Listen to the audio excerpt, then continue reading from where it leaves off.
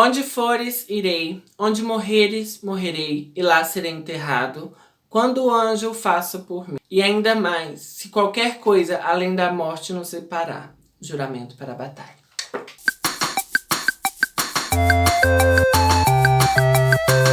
Ei, meu povo, hoje, gente... Nossa, gente, tô me sentindo meio estranho hoje. Não sei. Precisam cortar o cabelo, por isso tá escondido. Oi, gente! Hoje a gente vai falar sobre o ritual para a batalha e em que se aplica isso tudo durante a nossa saga, que a gente tanto ouve falar sobre esse tal de para a batalha, tá? Então hoje a gente vai conversar um pouco mais sobre isso. Eu tirei os meus livros de estudo dali, que são esses aqui. Esses livros aqui são os livros onde você encontra mais detalhadamente sobre a história dos parabatais, tá? Então hoje a gente vai falar tudo a respeito dos parabatais que foi mostrado até hoje nas sagas pra gente, tá bom? Então vamos lá. Então se inscreve no canal, curte o vídeo, me siga nas redes sociais, todas Patrick Rocha PR, bora conversar sobre Shadowhunters. O Laço para a Batalha foi criado pelo Jonathan, o primeiro caçador, e o seu amigo David, o silencioso, o primeiro irmão do silêncio. Isso antes do David virar um irmão do silêncio. Os dois ali eram caçadores de sombras e criaram o Laço para a Batalha. Bom, a tradição do Laço para a Batalha consta em beber do sangue do outro, falar o juramento e marcar a pele um do outro com a marca de ligação. Bom, na internet, quando a gente pesquisa sobre a marca de ligação, sobre a marca para a batalha, é mostrada pra gente a marca da amizade, que é essa daqui, ó. Vou mostrar pra vocês. É mostrada essa marca aqui pra gente, da amizade. Só que, quando a gente tá lendo aqui o Codex, tá falando que eles marcam a pele um do outro com a marca de ligação. Aqui, ó. E desenham marcas de ligação um no outro. Agora, eu não sei se marcas de ligação quer dizer necessariamente uma marca de ligação qualquer, só para eles ficarem conectados, ou é a marca de ligação propriamente dito. Porque tem uma marca aqui no Codex que é uma runa, que é a marca de ligação. Tá vendo aqui, ó? Então, eu não sei qual das duas de fato é a marca para a batalha. Porque na internet mostra uma coisa, que eu entendi outra. Mas como na internet todo mundo tá falando que é a marca da amizade, então vamos focar na marca da amizade. Essa marca e toda essa questão do para a batalha é a única coisa que não foi dada pelos anjos. Nos tempos atuais, os caçadores de sombra têm que ter até 18 anos para encontrar o seu para a batalha. Aqui no Codex a gente vê melhor sobre isso, onde explica essa questão. Hoje, tá na página 52, tá, do Codex. Hoje os parabatais devem ser ligados na infância, isto é, antes que qualquer um deles tenha completado 18 anos. Eles não serão apenas guerreiros que lutam juntos. Os juramentos recém-feitos por parabatai diante do conselho incluem votos de arriscar a vida pelo parceiro, viajar para onde o outro for e no fim ser enterrado no mesmo local. As marcas dos parabatai então são feitas, o que permite que extraiam força um do outro nas batalhas. Eles conseguem sentir a força vital um do outro. Os caçadores de sombras que perdem seus parabatais descrevem ter sentido a vida deixando o parceiro. Além disso, as marcas feitas por um parabatai no corpo um do outro são mais fortes do que as outras marcas. E há algumas que só os parabatais podem utilizar, pois elas atuam na força duplicada do parceiro. Então a ligação entre eles é muito especial e vai além de dividir força, né? Vai além de dividir a vida. O laço parabatai ele não pode ser quebrado ou desfeito. Mas existe algumas coisas para se desfazer o laço ou quebrar o laço. Rola umas questões bem específicas aí para que isso aconteça. Tipo, a pessoa renegar o sangue de caçador de sombra e se tornar um mundano. Ou a pessoa morrer. Ou a pessoa se tornar um membro do submundo, vampiro, lobisomem, que seja. E existe também uma outra opção, que é uma das pessoas se tornar ou um irmão do silêncio ou uma irmã de ferro. Só tem esse monte de opção aí pra você quiser quebrar o laço Parabatai, mas em uma delas é fácil porque você não vai seguir uma vida normal, dependendo do que você escolher. Não vão ser todos os caçadores de sombras que vão achar alguém que vai seguir ao ponto de se tornar Parabatai um do outro.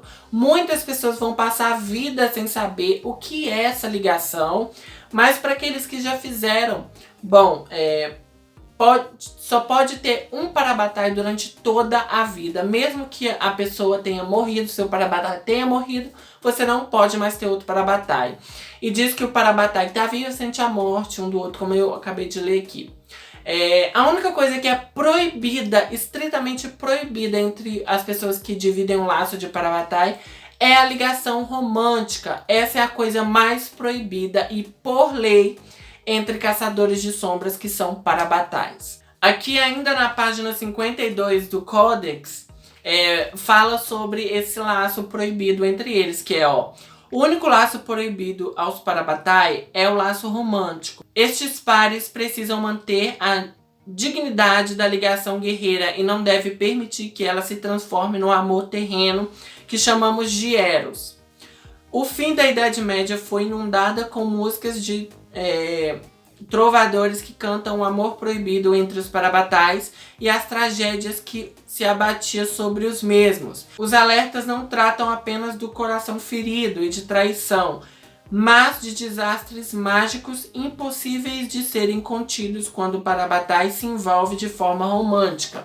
A gente vai falar sobre isso daí, tá? Sobre essa tragédia toda que cerca os Parabatais que tentam se relacionar romanticamente falando. E é justamente isso que no Codex não fala, é que a ligação entre os dois, depois de virar romântica, é na verdade uma maldição para quem se relaciona romanticamente, quando eles são Parabatais. Há muitos anos atrás, a Terra era invadida por demônios gigantes de altura, não demônios maiores, mas gigantes de tamanho. Os Nelflins tinham certa dificuldade para combater esses demônios. Então, naquela época, era possível que os Nelflins, os caçadores de sombras, se transformassem nos verdadeiros Nelflins. O que são isso? Gigantes na Terra, gigantes de fogo celestial. Mas não eram todos que sobreviviam à transformação. Muitos deles meio que se sacrificavam para combater aqueles demônios, né? Como a gente vê, o Jem conta pra Emma e pro Julian no último livro, se não me engano, deixa eu ver aqui. Aqui, ó, nesse livrinho aqui, A Rainha do Ar da Escuridão, na página 659, o Jem fala sobre isso. Fala, a maioria não sobreviveu às transformações, disse Jem. Era o sacrifício final, arder em fogo celestial e morrer destruindo demônios. Mas notou-se que muitos dos que sobreviveram eram Parabatai. Caçadores de sombras tinham mais probabilidade de sobreviver à transformação se tivessem um Parabatai que não se transformava, ancorando-os na terra. Então, pelo menos um dos Parabatais tinha que ficar na forma humana para servir de âncora para o outro voltar à sua forma normal, ao invés de arder até a morte, né? E nisso aqui, ainda na página 659, o Jem ainda fala, entendam, disse Jem, que durante anos tentamos entender a maldição Parabatai e o que ela poderia ser, mas certamente nunca atribuímos à época dos Nelflins. O fim dos tempos dos Nelflins veio quando os demônios gigantescos deixaram de vir à Terra. Não sabemos por que desapareceram, simplesmente sumiram. Talvez tenham sido mortos, talvez tenham perdido o interesse nesse mundo. Talvez temesse os Nelflins. Isso foi há 800 anos e muitos registros foram perdidos. Aconteceram alguns eventos que levou à proibição do romance entre os Parabatais, que até então não era proibido por lei. Mas acontece que um caçador de sombras se tornou um verdadeiro Nelflin e sua Parabatai também se tornou. Os dois destruíram o demônio que precisava ser destruído, mas eles perderam o controle e esqueceram quem eles eram. Eles destruíram a cidade, né, depois disso, de matar os demônios, e mataram suas famílias. E eles próprios morreram ali com o fogo celestial, pelo fogo celestial. E teve alguns outros relatos do tipo. Acontece que os caçadores de sombras, eles perdem o controle quando eram um casal. Quando esse casal tivesse um envolvimento romântico, eles meio que perdiam o controle sobre a forma Nelfling deles, né? E saía matando e destruindo tudo que entrava no caminho deles. Sobre o encobrimento dessa maldição, né? Porque até então a gente não sabia que era uma maldição ser Parabatai. O Jem fala o seguinte: foi feito muito para encobrir. A prática dos Parabatais é uma das ferramentas mais poderosas que os caçadores de sombras possuem. Ninguém queria perdê-la, e como os grandes demônios tinham desaparecido, não se achava que seria necessário ter que empregar os verdadeiros Nelflings novamente. De fato, ninguém nunca mais fez. E o método através dos quais os verdadeiros Nelflings eram feitos foi perdido. Poderia ter acabado aí, e de fato não há registro do que aconteceu na Cidade do Silêncio, mas Tessa conseguiu encontrar um arquivo no Labirinto Espiral. Foi o conto dos Caçadores de Sombras que viraram uma espécie de feiticeiros, magos poderosos cuja marca eram diferentes das dos outros. Eles destruíram uma cidade pacífica antes de serem queimados até a morte. Mas desconfio de que não foram queimados pelos habitantes da cidade. Desconfio de que tenha sido pelo fogo celestial. Não muito depois da data deste conto, foi aprovada a lei que diz que Parabatai não pode se apaixonar. Então o método de criação dos verdadeiros Nelflings se perdeu com o tempo, né? Até porque ninguém mais precisava usar o método. Se perdeu porque foi destruído, né? Destruído o conhecimento. Já que os demônios gigantes não invadiam mais a Terra, né, como falou ali. Ninguém sabe a razão de eles não aparecerem mais. Mas foi os próprios caçadores de sombras que destruiu esse conhecimento por medo de que as pessoas fariam com esse conhecimento, né? E se as pessoas se aproveitassem desse poder? Então eles decidiram que era melhor destruir esse conhecimento, né?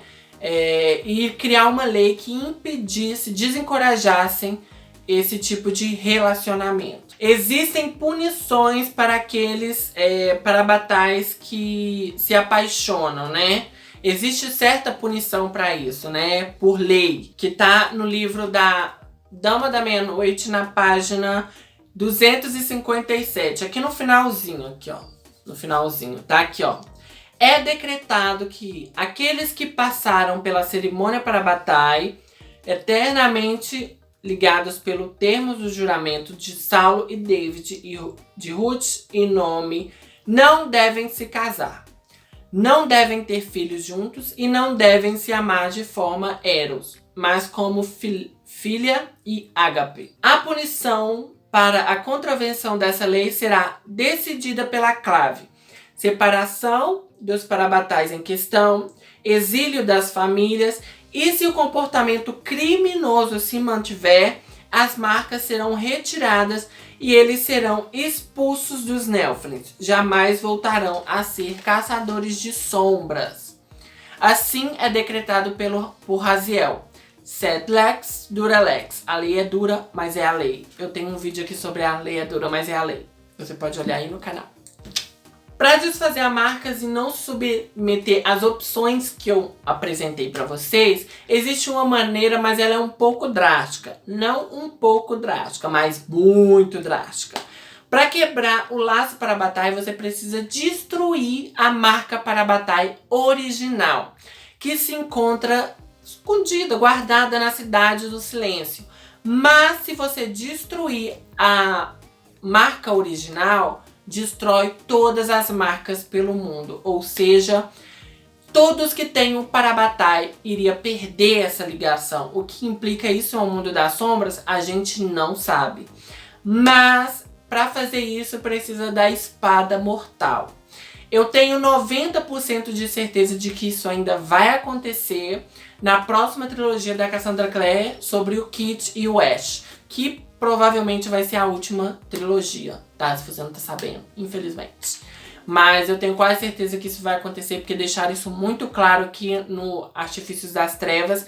Então, eu acho que vai acontecer sim. Então, eu realmente não sei o que aconteceria se todo mundo, né, dos Parabatais perdessem essa ligação, né? Como seria isso? A pessoa ia ficar muito vulnerável a ponto dos outros, né, do submundo que quer atacar.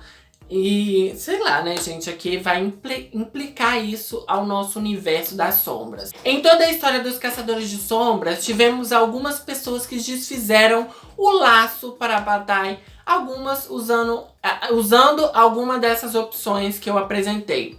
O primeiro é o Jam. Ele carregava uma doença demoníaca, se não me engano, e para ser salvo, ele se tornou um irmão do silêncio. Sendo assim que a marca dele foi se desfazendo ao pouco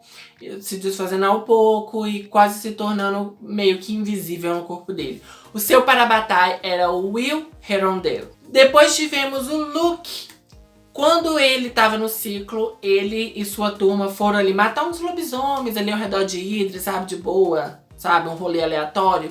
E ele acabou sendo mordido, sendo assim se tornando um membro do submundo. Assim, ele perdeu a sua marca, as marcas, né, incluindo a marca Parabatai. Que, convenhamos, foi um livramento, porque o seu Parabatai era Valentin Morgenstern. Então, né, isso foi meio que um Parabatai, foi um Parabatai ótimo, foi um livramento para aquele cidadão. A Emma e o Julia. Os dois eram Parabatai um do outro e acabou se rendendo ao romance. Sendo assim, iniciando a maldição Parabatai. Emma e Julia se tornaram grandes gigantes de fogo celestial, os verdadeiros Nelflins, mas conseguiram sobreviver por alguma razão e o fogo acabou que consumiu a marca deles, tirando aí a ligação Parabatai entre eles. Eu tenho um adendo aqui, que é o quê? Eu só acho que o Jace e o Alec deveria ter perdido essa ligação também, já que tecnicamente o Jace morreu na primeira parte ali dos Instrumentos Mortais e depois ele foi trazido à vida pelo anjo. Então eu acho que deveria ter perdido a ligação para a batalha ali, já que ele morreu, né? Nesse quesito ali. Então, né? Fiquei o questionamento. Em Toul, os Parabatais se tornaram monstros gigantes de fogo que matavam todos em seu caminho, independente se eles eram casais românticos ou não. Mas Sebastian conseguiu se livrar desses grandes gigantes de fogo celestial, soltando uns demônios neles ali, que eles deram conta do recado. A gente vê a Diana conversando com Emma e Julian sobre isso, que é: as marcas começaram a arder como fogo, como se eles tivessem fogo em vez de sangue nas veias. As pessoas disseram que as lâminas daqueles que lutavam contra eles se estilhaçaram em suas mãos. Linhas negras se espalharam sobre os seus corpos e eles se tornaram monstruosos, fisicamente monstruosos. Eu nunca vi acontecer. Só para deixar claro, ouvir tudo por terceiros. Histórias sobre criaturas enormes, brilhantes, impiedosas, acabando com cidades. Sebastian teve que soltar milhares de demônios para acabar com eles. Muitos mundanos e caçadores de sombras morreram. Mas eu tenho um pequeno parêntese aqui.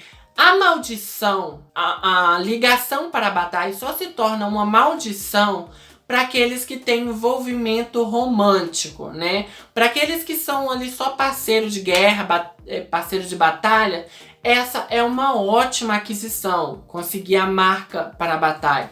Porque é um ótimo feito para eles, sabe? A pessoa se conectar a esse ponto. Então, só é uma maldição, só é uma coisa ruim para aqueles que se apaixonam depois de ter feito essa ligação, ou são apaixonados e fazem essa ligação. Para eles, sim, é uma maldição, mas para os outros que só estão ali com essa ligação de uma forma mais amigável, né, mais parceiros de guerra, isso não é uma maldição, isso é uma bênção, na verdade. Porque eles se tornam mais fortes quando estão lutando juntos. Porque um puxa a força do outro e um dá força pro outro. Então, para essas pessoas, isso não é uma maldição, como a gente vê com o Alec e o Jace. Listinhas aqui de alguns parabatais que a gente vê durante a série de Shadowhunters. Jace e Alec, Clary e Simon, Will Herondale e Jaime Carstar, Julian e Emma. Eu acho que são só esses, assim, os mais importantes que são parabatais. Eu não lembro de outros parabatais. Mas tem aquelas outras pessoas também que não tem parabatai e nem por isso são fracos, né? Tipo a Isabel, Lightwood, que depois... É uma questão aí, né? Eles falam aqui que a pessoa que encontrar um caçador de sombra só pode escolher um parabatai ao longo de toda a vida e não pode executar o ritual mais de uma vez. A maioria dos caçadores de sombras nunca vai ter um parabatai.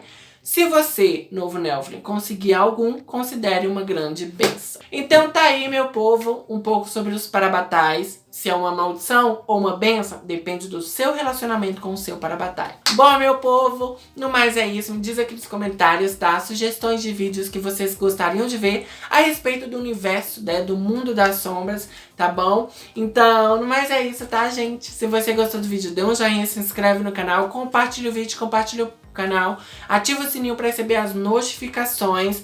Obrigado por assistir o vídeo. Me siga nas redes sociais, todas Patrick Rocha PR. Indica este vídeo para um amigo seu. Obrigado, gente. Tchauzinho. Tchau.